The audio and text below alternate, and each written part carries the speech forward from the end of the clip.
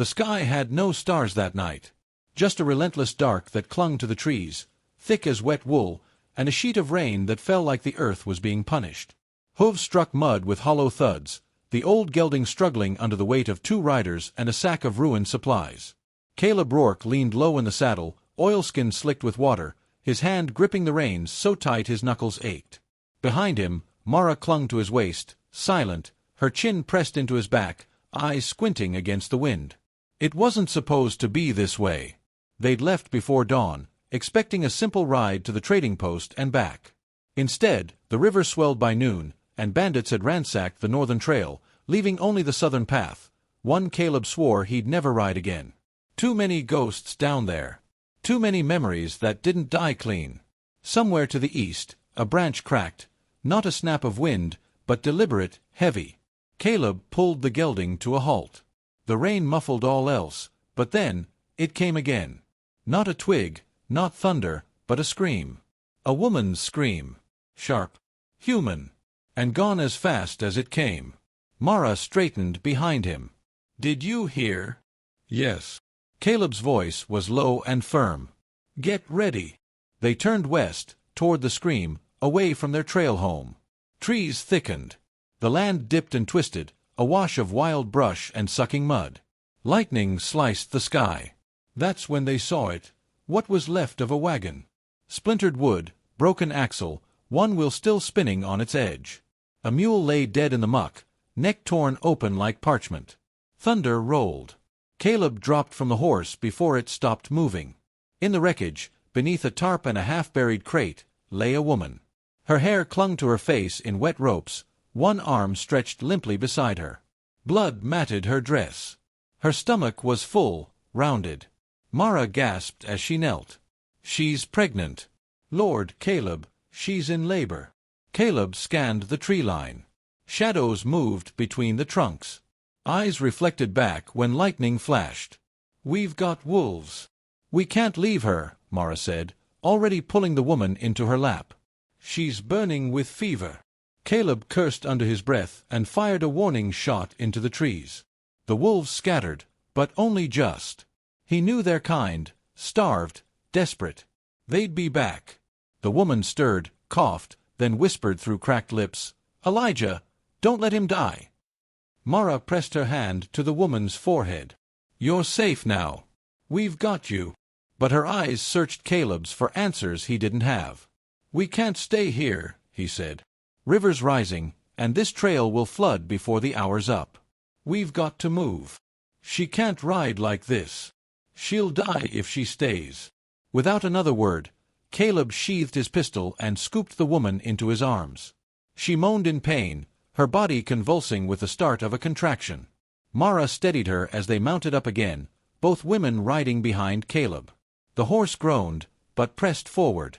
The rain intensified, thick as nails, the road beneath them turning into a quagmire. Caleb guided them along a narrow rise he knew from childhood, back when this land was nothing but hunting trails and hidden camps. It led to the ruins of an old church, abandoned long before the war, now more shelter than sanctuary. He prayed it still stood. Time twisted in the storm. Every mile stretched like rope pulled tight. The woman began to slip in and out of consciousness. Mara whispered into her ear, stories, prayers, anything to keep her tethered. Caleb said nothing, but every time thunder boomed, his jaw clenched tighter. He remembered another storm, another time. A tent ripped open by wind. Screaming. Blood. The medic saying, "Stillborn," like it was a curse. He hadn't spoken a word for 3 days after. Mara hadn't cried until the week after. They buried him under a cedar, far from this path, but not far enough that Caleb forgot. The trail curved. Through a veil of rain, the church appeared. Its steeple crooked, one wall collapsed, but it still stood. They reached the door. Caleb dismounted, nearly slipping as he cradled the pregnant woman in his arms. Mara lit a soaked lantern with shaking hands, the light flickering like breath. Inside, the pews were shattered, windows gone, but the roof held. He laid the woman on the altar. Ironic, maybe, but it was the only place dry. Mara went to work, tearing her shawl into strips, boiling water from her flask over a small flame. Caleb barred the door with a broken bench and stacked wood before it. "She's close," Mara said, voice tense. "Too close. She needs rest, but the baby won't wait." "She said Elijah went to fight something off," Caleb muttered. "Something out there." Mara looked up. "You think it's wolves?" Caleb didn't answer. He just stared out the broken window, where the trees still swayed, and something deeper than wind stirred their branches. He'd seen tracks by the wagon. Too large, too far apart, and deep, much too deep. He approached the altar, watching as Mara cleaned the woman's brow. The stranger stirred, opened her eyes. "The lion," she whispered. Mara froze. What did she say? Caleb stepped closer. "Ma'am, did you say lion?" The woman nodded weakly. It came last night. Took our horse. Elijah said he'd lead it away. Give me time. I told him not to. He never came back." Mara's breath caught. "But lions don't." Caleb turned away, jaw tightening. "Escaped from a menagerie, maybe. Circus lost one in the valley 3 years back. Thought it died. Maybe it didn't." Lightning flashed again. A shadow moved at the tree line, low, sleek, and patient. Inside, the woman cried out. The baby was coming. Caleb turned back toward the door, rifle in hand. He didn't say anything, but he knew something else waited out there. Not just hunger. Something that hunted with memory. And it hadn't finished yet. The wind screamed through the cracks in the old church like a wounded thing, pulling rain through the broken window panes in ribbons.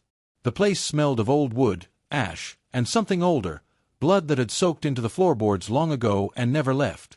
Caleb dropped the last beam against the double doors, then stepped back, chest heaving, soaked to the bone and bleeding from a cut on his forearm.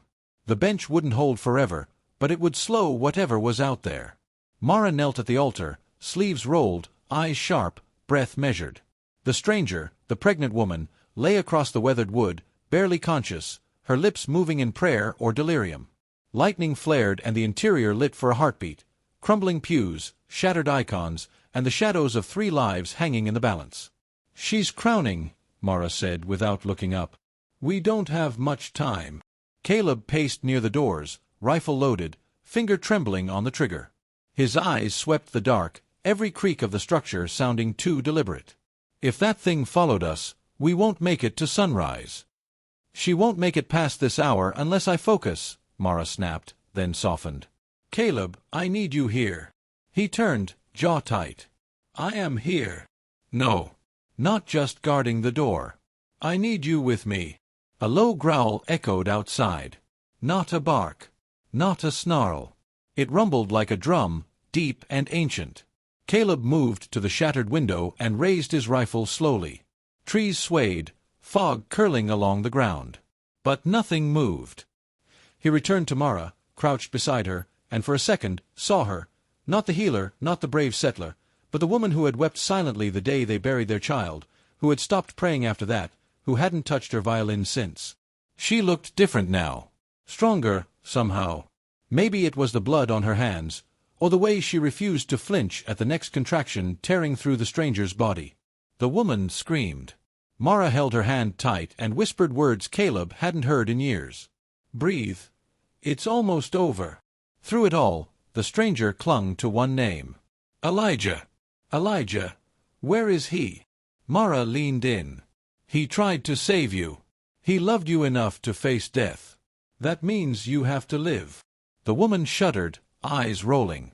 Blood pooled beneath her. Mara pressed her hand against the stomach. "She's hemorrhaging." Caleb's voice broke in. "You can stop it. I can slow it." Her hand moved fast. Clean cloth, boiling water, a sharp blade. Her face was stone. Outside, another growl. Closer now. A window cracked in the back of the church. Caleb stood. His rifle aimed toward the dark corner where moonlight never reached. Another crash. This time wood splintered. "It's here," he whispered. The doors shuddered. Something hit them, hard. Then again. The bench buckled. Caleb ran and threw his weight against it. Mara didn't flinch. Her hands moved like clockwork. "She's not ready. I need more time." A deafening roar shook the church walls. Caleb's arms trembled as he held the bench in place. Nails screeched in old wood. A paw, massive and clawed, forced its way through the gap in the door. He raised his rifle and fired. The shot cracked like Judgment Day. The roar turned to a scream of fury. Blood sprayed the wall. The paw disappeared. The door slammed shut. Then silence. It didn't run. It was waiting. He stepped back, chest pounding. "I hit it. Don't know if it's enough." "It won't be," Mara said. Her voice wasn't cold, just certain. "It'll come through somewhere else. It's not just an animal. It's hunting us." Caleb turned back to the altar. The stranger whimpered. Her skin had gone pale, her breathing shallow. "You have to push," Mara whispered. "You have to fight." The woman gave one final scream, and the room filled with a cry. Not hers. A newborn. Wet, pink, wailing. Mara's hands moved quickly, clearing the nose, wrapping the baby in her shawl. "It's a girl." Caleb stared, something breaking in him, something buried so long he thought it had turned to stone. Mara's eyes met his. "She's alive," she whispered. The door crashed inward. The lion was enormous, bigger than any mountain cat, its mane matted with rain and blood. One eye oozed where Caleb's bullet had struck, but the other was alive with rage. It stepped over the shattered bench like it was nothing, breathing in the air with a growl that vibrated the very bones of the church. Caleb raised his rifle again. Fired. Click. Empty. He reached for his sidearm. Too slow. The lion lunged. Mara screamed. The baby cried. Caleb threw himself forward, tackling the beast as its claws raked across his chest. He screamed, blood spraying. Wood shattered as they rolled across the floor. Caleb punched, kicked, wrestled, his body a blur of motion, a man running on pain and fury. The lion's jaws snapped, catching the edge of Caleb's coat. Mara grabbed a burning cloth from the brazier and hurled it at the beast. It struck its flank, catching for a moment, flames licking fur. The lion roared and turned toward her. Caleb, barely breathing, crawled toward the altar. His hand found something hard, a broken crucifix from the wall. He gripped it like a knife. As the lion leapt again, Caleb drove the sharp end into its face, just below the remaining eye. The lion shrieked in agony, knocked him backward, then staggered, blinded and furious. It thrashed in circles, knocking over pews, scattering ashes and embers. Then it stumbled through the shattered wall and vanished into the trees. Silence returned. Except for the baby. Caleb lay still, blood soaking his shirt. Mara was at his side in seconds, tearing cloth, wrapping his wounds. Her hands were slick with blood and ash and tears. "You stay with me," she said. "You don't get to leave me." Caleb blinked. We did it. For now." She cradled his head in her lap. "She's alive. The mother's breathing, but barely. We need help." Caleb looked past her, toward the broken window. Rain had stopped. The wind was dying. But the forest was still watching. And they both knew it wasn't over.